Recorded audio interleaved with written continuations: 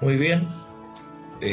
Buenas tardes. Estamos iniciando un nuevo capítulo de En Confianza, una conversación de la Constitución de la Confianza junto a actores relevantes del proceso constituyente que está llevando a cabo nuestro país. Hoy día, siempre nos acompaña Carolina Rivera, periodista de la Constitución de la Confianza, y hoy día nos acompaña Bárbara Sepúlveda. Ella es una de las 155 elegidas y elegidos por nuestro país para cumplir la misión de estudiar, debatir, redactar, proponer o aprobar y proponer una nueva constitución para la República de Chile que tendremos nosotros los ciudadanos que poder sancionar cuando se cierre este proceso. Algunos dicen será 2 o 3 meses después del plazo de los 9 a 12 meses que se indica formalmente. Así que te damos la bienvenida, Bárbara, a este espacio. Muy encantado de tenerte con nosotros. Muchas gracias, Gonzalo y Carolina, por la invitación. Te hacemos una pregunta inicial antes de conocerte un poco más en este perfil personal. ¿Tú crees que la convención va a durar 12 meses o crees que se va a alargar? No, yo creo que va a durar 12 meses, no creo que dure 9, creo que la prórroga va a ser ineludible, pero sí creo que puede durar 1 año. Sí. Soy optimista. Ya, está muy bien eso. Hay muchos que dicen que han integrado comisiones, yo lo he leído recurrentemente, comisiones específicas para estudios de temáticas específicas y no han podido cumplir nunca con los plazos porque la demanda de participación es tan alta, ¿no?, que normalmente los plazos tienen que extenderlo para poder escuchar a tanta gente. De ahí que yo he pensado que la demanda de participación va a ser tan alta porque en el caso constitucional son todos los sectores, no es un sector de la sociedad, sino que son todos los sectores, los micros y los macros, los que querrán reunirse con ustedes. Sí, yo creo que depende de la comisión, de todas maneras. Ahora hemos aprobado 9 comisiones transitorias, o sea, que tienen un plazo para su funcionamiento. Yo estoy participando en la comisión de reglamento, que va a comenzar a sesionar este día lunes 19, y no creo que sea un tema tan atractivo para la ciudadanía, así que quizás no veo en eso una necesidad de dilatar quizás la discusión a propósito de la necesidad de escuchar efectivamente a todos los miembros de la sociedad civil. Ahora sí hay otras que de todas maneras deben hacerlo, y si es necesario prorrogar su funcionamiento, yo estaría de acuerdo, porque efectivamente es muy relevante la participación ciudadana y queremos que sea incidente además. Por lo tanto, no es solo escucharlos una vez, tomar nota de que vinieron, sino efectivamente luego poder discutir en torno a las propuestas que se hacen desde la sociedad organizada. Perfecto. Tú eres abogada de la Universidad de Chile. Sí. Con una parada en la London School en Londres, ¿no? Sí, tengo un magíster en género en LSI y tengo un magíster en Derecho Público en la Universidad de Chile también. Perfecto. ¿Y haces clases de Derecho Constitucional? Sí, en este momento no estoy haciendo sí, claro. clases, pero sí, hago clases en el pregrado en la Universidad Alberto Hurtado. Ahí hago Derecho Constitucional, Teoría Política y algunos cursos electivos que me permite la universidad y que para mí son muy entretenidos, como Teoría Feminista del Derecho, hice uno de Constitución y Género junto a la abogada Catalina Lagos, que también fue candidata a la Convención Constitucional, y ahora, estoy sin hacer clases en el pregrado y en el posgrado. También las suspendí, hice un par justo antes de que empezara a funcionar la Comisión Constitucional en algunos diplomados que tenía pendientes por compromisos del año pasado, pero diplomados en la Universidad de Chile, especialmente en Derecho. Y tengo otros cursos en el magíster en la Universidad Central, pero que también voy a realizar este año. La exclusiva, sí. ¿Te gusta el fútbol o no? No mucho en realidad. Pero Crecí en una tienes... casa súper futbolera, mis papás, mis hermanos, mi hermana, todos fanáticos de la U. Allá, ¿y tú Y, también? o sea, yo fanática de la U porque me contagiaron eso, entonces obviamente sé cuando juega la U y porque además es un evento familiar, pero, pero no tengo un seguimiento. En un momento sí era bien futbolera, tenía mi propio asiento en el estadio incluso, pero, Ah, bastante, digamos. pero con el tiempo ya se disolvió ese interés un poco. Te lo pregunto porque dicen que escribir una constitución es como el mundial de fútbol para un abogado constitucionalista. Entonces, hay que dejar todo de lado, ¿ya? Se dejan las clases, un poco la familia, ¿No? un poco los amigos, y uno entra en Sí, una concentración. sí. Y Completa. sabes, sí, y es más, o sea, yo creo que para nosotras, las constitucionalistas, los constitucionalistas, ha sido todo un tema, porque de hecho lo hemos conversado con mis colegas, de cómo cuando uno escoge esta especialidad, en el momento por lo menos que yo lo hice, era como, ¿por qué? ¿Por qué te vas a dedicar a constitucional? ¿Por qué te vas a dedicar a derecho público? Qué aburrido, no hay nada, la constitución del 80 básicamente no se puede cambiar, o sea, que lata de estudiar, finalmente es como estudiar sobre castillos en el aire o experiencias comparadas, lo más entretenido, la teoría. Y todos decían, no, que fome, y ahora hay un boom de derecho público, se puso de moda nuevamente, y nos reíamos, especialmente por los cabildos que se hicieron durante la revuelta social, y nos llamaban de todas partes y para pedirnos nuestra opinión, y claro, y ahí, bueno, tuvimos nuestro momento de gloria. Yo creo que se va a acabar cuando se termine el proceso constituyente y los penalistas volverán a tener, obviamente, su spotlight que siempre han tenido. Así es, no queda ninguna duda. Tú eres de Santiago, competiste por el distrito número 10, ¿no? 9. Yo 9. yo soy de Arica, criada Ah, en Arica, y a los 18 me vine a vivir a Santiago para estudiar en la universidad. Y soy santiaguina desde entonces, perfecto, adoptada por la ya. República Dominicana. Yo te iba a preguntar por el centralismo, pero no sabía este dato. ¿Y cómo se ve el centralismo desde el trasplante, digamos, de una región extrema, como es tu región de origen, Sí. con relación a la Constitución?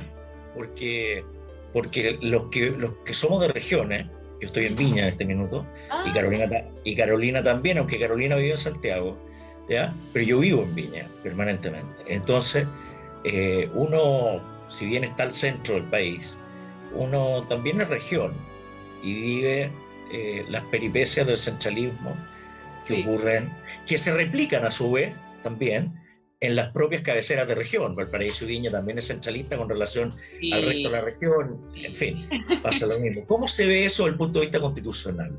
¿Cómo lo ves tú? ¿Cuál es tu compromiso con la descentralización, con estos nuevos gobiernos regionales? Sí, tengo un total compromiso con la descentralización y es algo que, bueno, no es solo por mi identidad, que obviamente viniendo de zonas extremas vivimos en carne propia lo que significa la exclusión, por ejemplo, las medidas económicas, el progreso, que todo se mide desde Santiago, y además una región como Arica, que además costó muchísimo que fuera reconocida como una región. Yo me acuerdo que cuando yo era chica, la capital regional era Iquique. Y era súper extraño porque Iquique queda a 4 horas de Arica y la ciudad peruana más cercana está a media hora.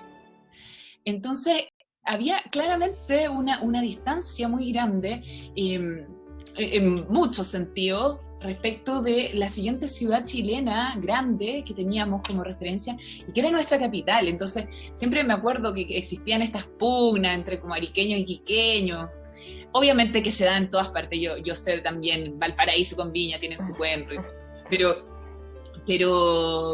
es muy distinta la región, es muy distinta. Yo creo que alguien de Punta Arenas y alguien de Arica podrían tener más coincidencias en en torno a la crítica sobre el abandono del Estado, de un Estado centralizado, que quizás lo que pasa en Viña y Valparaíso. Para nosotros, Viña y Valparaíso era ese lugar al lado de Santiago, básicamente una extensión de la región metropolitana. Nunca lo pensamos como que tuvieran ese tipo de problemas que sí se tienen en las zonas extremas. Obviamente que eso era desde una mirada muy lejana y que obviamente yo, especialmente al venirme a estudiar la región metropolitana, pude conocer y entender también las dinámicas que se producen, incluso dentro de la región metropolitana, donde las comunas de la periferia también sufren en torno a la vida que existe en la zona céntrica o en las comunas más adineradas. Entonces yo creo que lo que hemos aprendido, especialmente en las críticas de la descentralización y la regionalización, es que aquí hay un asunto clave no solo de desigualdad política en el sentido de quién toma las decisiones y por quién las toma y dónde se resuelve todo, sino que yo creo que más profundamente hay un problema de desigualdad en la distribución de los recursos. Acá hay un problema de concentración de la riqueza que también es un problema del centralismo. Y eso también se puede vivir, como te decía, en la misma región metropolitana. Entonces, donde tienes una comuna que por habitante gasta 1 millón de pesos, pero la comuna, 3 comunas más allá, o la comuna que divide a una de la otra un cerro, tiene 120.000 pesos por habitante. Entonces, las experiencias, creo yo, del centralismo no son solo una cuestión geográfica, es una cuestión socioeconómica, es un asunto estructural de un diseño que reproduce la desigualdad. Y en Chile la desigualdad es tremenda y puede ser, claro, que uno tenga esta sensación, que es lo que yo te decía que a mí me pasaba cuando chica, que todo pasaba en este lugar tan lejano que era Santiago, pero realmente viviendo en la región metropolitana me puedo dar cuenta que el problema es otro, y es efectivamente la concentración de esa riqueza y la poca distribución del poder. Exactamente. Te iba a preguntar acerca de la distribución del poder. Un debate que ustedes van a tener que tener justamente acerca de las formas de gobierno y cómo nos va a organizar este nuevo sistema de gobierno. Algunos dicen,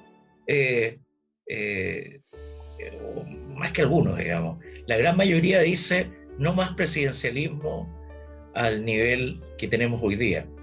Y ahí hay como matices, desde un presidencialismo más atenuado hasta un semipresidencialismo con primer ministro, y algunos ya van al otro extremo, que vamos al parlamentarismo. ¿Dónde te ubicas tú ahí? Yo creo que estoy entre el presidencialismo atenuado y el semipresidencialismo.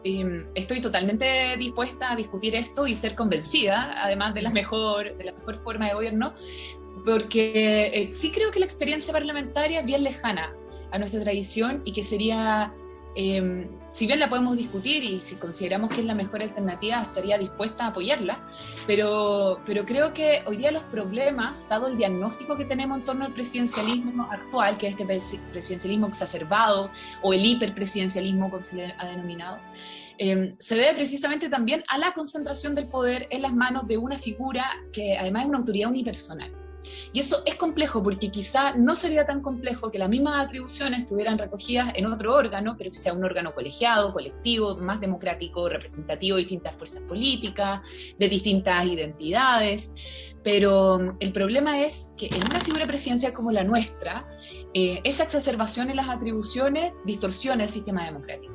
Y lo distorsiona porque incluso en espacios que son mucho más representativos y de la deliberación democrática, de la discusión republicana, como es el Congreso, el presidente tiene la posibilidad no solo de la iniciativa exclusiva, es decir, de capturar ciertos temas solo para la iniciativa legislativa de su propia parte, sino que incluso detener procesos legislativos con otras instituciones como el Tribunal Constitucional o con el ejercicio del veto, que a mí me parece que es bien complejo. O sea, en todo el proceso legislativo las posibilidades de entorpecimiento a través de un ejercicio de atribuciones excesivas es muy alto por parte del presidente de la República. Y creo que además existen otras cosas, ciertos nombramientos, la misma concentración de atribuciones, que también perjudican el ejercicio democrático, y el presidente de la República es una figura que podría fácilmente atenuarse y se podría dar solución a esos problemas, si es que estamos de acuerdo en que ese es el problema. Si el problema es otro y se trata más bien de una cuestión de sistemas de partidos políticos, de distribución del poder, por ejemplo, en torno a la representación política organizada a través del sistema de partidos, entonces quizás habría que conversar sobre un sistema parlamentario, habría que conversar sobre un semiparlamentarismo, habría que estar observando otros países nórdicos donde efectivamente los sistemas electorales promueven otro tipo de deliberación, otro tipo de dinámicas políticas. Por eso creo que... Tú estuviste en Inglaterra con una dinámica tan especial, digamos, como esa. Sí, muy especial y muy elitista, además. Sí, es bien sorprendente, sí, es bien sorprendente esto, incluso el origen histórico de la Cámara de los Comunes y las cámaras de los Lores. Como eso no tiene un asidero, o sea, no hay una justificación real en una división política de las atribuciones, sino más bien en una composición de clase, y una composición de clase basada en un sistema aristocrático, de títulos nobiliarios y de propiedad privada, o sea, muy masculinizado además, y creo que, claro, o sea, esos son sistemas parlamentarios, de monarquías parlamentarias, pero que replican sus propios vicios, o sea, no creo que haya una fórmula mágica, pero creo sí que tenemos que discutir en torno a lo que existe en Chile y el diagnóstico que hemos hecho de las deficiencias de nuestro sistema democrático. Y sobre eso articular soluciones adecuadas. Y creo que en eso vamos a tener varias coincidencias. Yo creo que son muy pocas las voces que hoy día plantean derechamente el parlamentarismo como una opción, que además es una postura muy radical en referencia a lo que ya tenemos, pero como te digo, no estoy cerrada a discutir todas las opciones. Oye, entremos en la convención misma, en la experiencia de la convención. Bueno, ahí Carolina ha estado viviendo, como te decía, esta misma experiencia de ustedes en el día a día, empezar a armarse. ¿Qué ha sido lo mejor? ¿Qué ha sido lo más difícil? ¿Cuáles son tus expectativas? ¿Cómo empieza a integrarse el trabajo en esto? No sé si a lo mejor Carolina ahí apuntarle algo más preciso aún. Sí, también que desde el lunes va a empezar a trabajar en la comisión de reglamento. Tengo entendido también que desde el colectivo feminista también hicieron como una propuesta, como también sería interesante saber más sobre eso. Sí, bueno, la convención ha sido descubrir un mundo. Yo creo que se producen ciertas dinámicas que son bien interesantes. Yo las he conversado con otras personas que me han entrevistado en torno, por ejemplo, a el comportamiento que es bien disímil entre quienes venimos de las organizaciones sociales y tenemos ciertas formas de organización, con ciertas formas de conversación, y quienes vienen más del mundo de ser autoridades políticas previamente, o de haber tenido cargos de representación popular previamente. Y eso ha sido, creo yo, para mí un descubrimiento en torno al trato, a los vínculos, a las dinámicas que se dan entre nosotros, las formas de expresarse, la forma de articularse dentro. Creo que ha sido una muy buena experiencia. Yo estoy muy contenta, en realidad muy orgullosa también de estar allí adentro. He conocido mucha gente que durante la campaña solo pude conocer, por ejemplo, por debates, paneles, encuentros de Zoom, quizá incluso en un momento hasta estábamos en un chat, pero nunca nos habíamos visto las caras, no conocíamos nuestras voces. Y hoy día puedo compartir con mucha gente muy diversa y de distintas partes de Chile, con distintas identidades, y ha sido muy, muy bonito. ¿Hay alguna onda? Mayoritariamente sí hay buena onda, hay buen trato. Y algunos dicen que el trato al interior de la convención, entre los convencionales, es un trato súper amable, que hay mucha disposición entre ustedes a llevarse bien, a ser compañero curso, y esta imagen como de polarización que hay hacia afuera es como más mediática y es poco real. ¿Es cierto eso? Yo concuerdo en que hay un ambiente muy dispuesto a la conversación, al diálogo. La mayoría de las personas que se ven muy feroces por los medios de comunicación son personas bastante amables.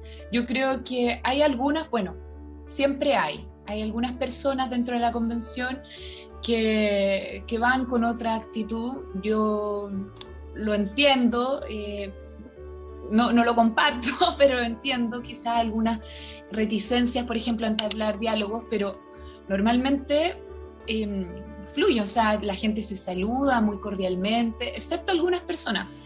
Nuevamente, es una cuestión muy excepcional, que hay personas como que llegan, van, entran, hacen lo suyo y se retiran, no se ven con mucha disposición al diálogo, pero también representan sectores que hoy día están bastante activos en redes sociales, en medios de comunicación, tratando de instalar sus propias políticas o sus propias miradas sobre lo que está pasando. Pero, por ejemplo, yo creo que se ha demostrado mucho que en estas semanas donde hemos tenido problemas de funcionamiento por la deficiencia y la negligencia del gobierno en la instalación, es que hubo un ánimo colaborativo común. Y todo el mundo se puso a disposición para colaborar con el funcionamiento y con el progreso de la convención, y que finalmente pudiéramos instalarnos todos colaborando, entendiendo, siendo muy pacientes con todos los problemas que han existido y con quienes hoy día están asumiendo esas cargas. Creo que eso es bonito, porque eso habla de una disposición para el trabajo que es distinta, no es solo estar esperando que alguien cometa un error o pise un palito para ir a golpearlo mediáticamente. Ese no es el espíritu mayoritario. El mayoritario es el que tú señalas. Perfecto. Metámonos en la confianza. Yo no sé, nos quedan algunos minutos todavía para poder entrar en eso. Y hay un tema que para ti es importante, que es el tema de género. Estás en el colectivo feminista que mencionaba Carolina. Y para los temas de género, que vienen naturalmente desde antes, que la Constitución y uno de los temas que probablemente también lo justifican, no solamente en la coyuntura de Chile, digamos, sino es un problema global hoy día de inclusión. ¿Cómo o cuáles son aquellas medidas que tú ves como fundamentales, casi como determinantes para poder restablecer ese punto de confianza hacia el futuro? Porque finalmente una constitución es una gran declaración que regula, tiene la arquitectura del poder, la arquitectura política, en fin, pero manda señales al conjunto de la sociedad sobre cómo esta sociedad se va a desarrollar, se va a relacionar. ¿Cómo quedan los temas de género, o cómo deberían quedar, en tu opinión, los temas de género incluidos en una nueva constitución para ser una fuente de confianza y una fuente de inclusión? ¿Cómo lo ves tú? Sí, mira, yo primero, yo discrepo de esa definición de la Constitución. Yo creo que especialmente de la evolución del derecho constitucional y en términos comparados, hoy día podemos hablar de otros tipos de constitucionalismos que se alejan del orden liberal formal, que simplemente consagran las constituciones como las restricciones al poder estatal y además una declaración que nada más que eso, ¿cierto? Como lo declarativo, lo meramente formal. Yo creo que las constituciones hoy día en el mundo hay tendencias y tendencias además de la doctrina que nos permiten pensar una constitución como una herramienta de cambio, como una herramienta a disposición de la ciudadanía para fomentar las transformaciones sociales que la misma ciudadanía aspira. Entonces, no es solo una cuestión simbólica que dentro de la Constitución se declaren ciertos asuntos, sino que efectivamente las constituciones pueden ser dotadas de sustantividad para que la ciudadanía tenga mecanismos de garantía y de exigibilidad del cumplimiento de sus derechos, de la distribución del poder, mecanismos que son propios de las y los ciudadanos para hacer exigibles esto al Estado, a los poderes del Estado, como el Poder Judicial, el Poder Legislativo, ¿cierto? El Poder Ejecutivo.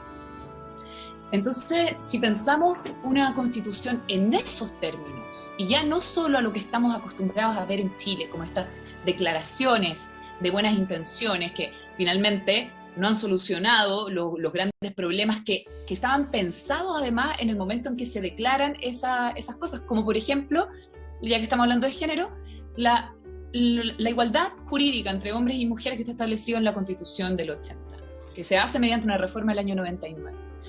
Pasaron 20 años y no tenemos hoy día una solución real a los problemas de género que además algunos, especialmente en materia de violencia, se han ido agudizando. Entonces, lo que nosotros debiésemos apostar en esta nueva constitución es incorporar una visión transversal de género que aborde todos los asuntos que son relevantes en materia de género, y en eso están, por supuesto, los derechos fundamentales, tanto colectivos como individuales, pero también la distribución del poder y la representación. Van a haber quizás principios orientadores del quehacer estatal. A mí me parece que ahí, por ejemplo, la igualdad de género no solo puede ser un derecho, tiene que ser también un principio orientador, y tiene que tener además un mandato específico por el cual se traduzca a los poderes del Estado la idea de cómo incorporar esta perspectiva de género.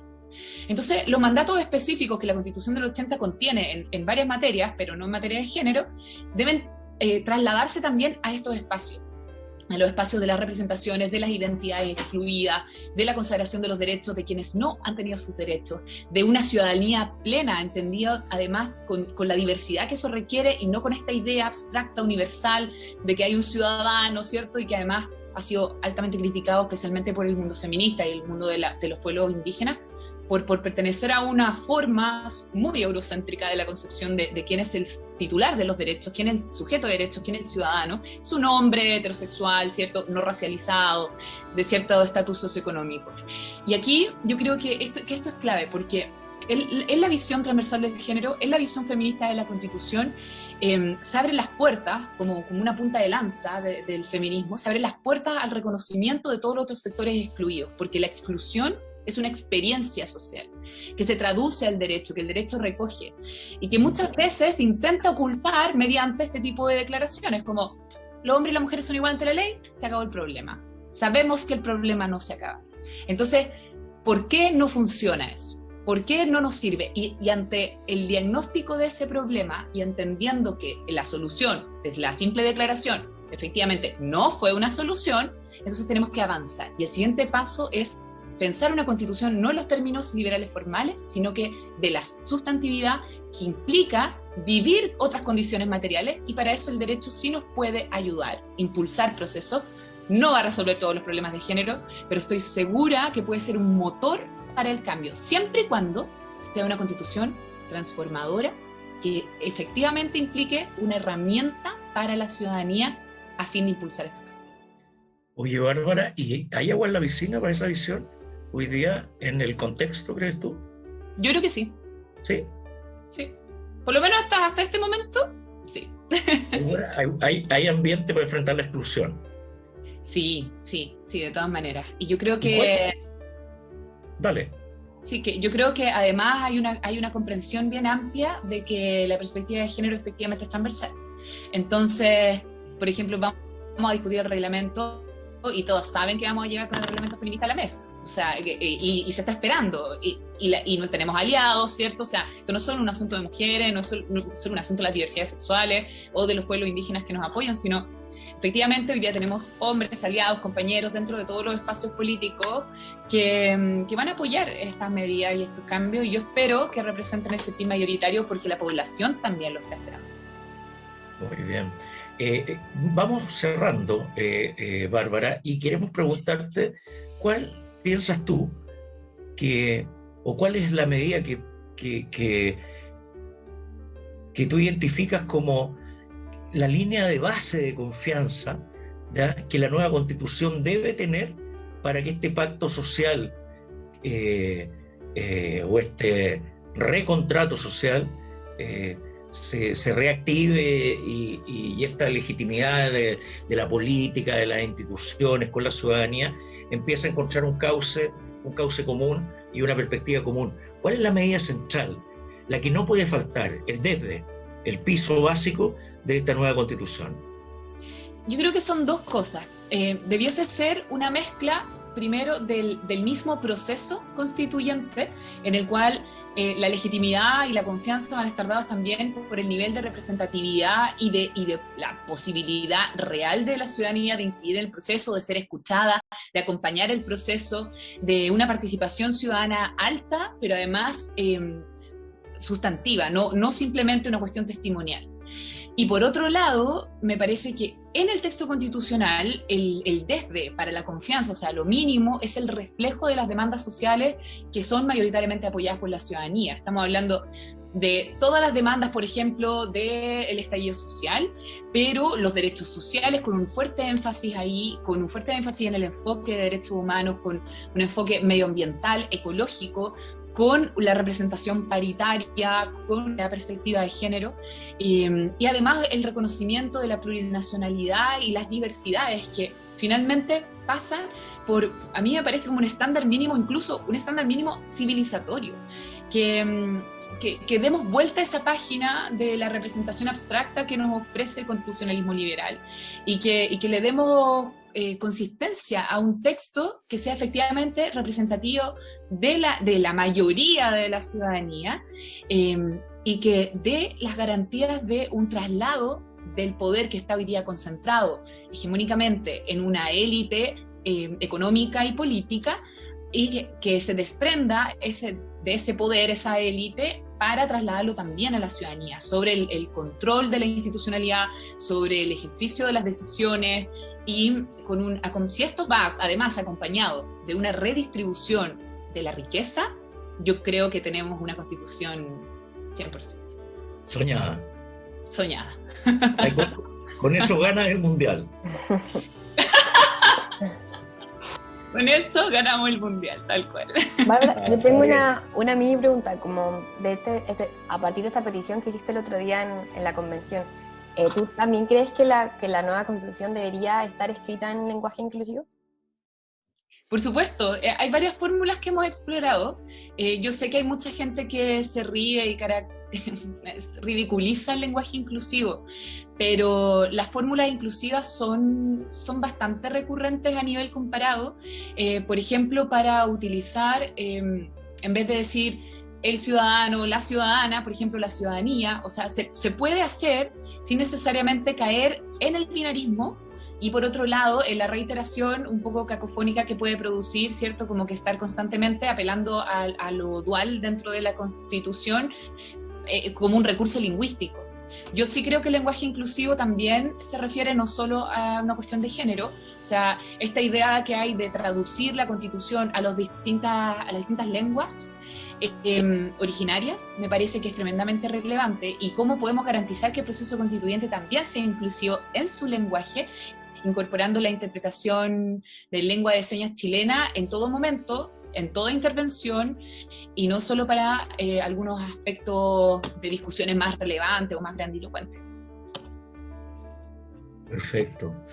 Bien, pues Bárbara, hemos cumplido nuestra misión de conocerte, de abordar la idea de la confianza, de tener un poco de confianza entre nosotros para poder debatir y conversar acerca de temáticas que son tan importantes para el presente y el destino de este país del que somos parte todos. Así que no tenemos nada más que decirte que gracias, que vamos a estar en contacto contigo en la propia convención. Te vamos a hacer llegar a su vez también los libros de tu constitución y de nuestra constitución, que resumen una participación ciudadana muy masiva, ¿ya? Para que puedas contrastar también con lo que está pasando hoy, y también te vamos a hacer llegar el primer reporte del trabajo de la Constitución de la Confianza, que ya lo acabamos de sacar, y que revela las primeras tendencias de participación, con más de 60.000 interacciones, en fin. Las personas ya se están subiendo a la moto, digamos, para opinar. Así que eso, pues. Muchas gracias. No, muy bien. Muchas gracias. Que esté muy bien. Chao.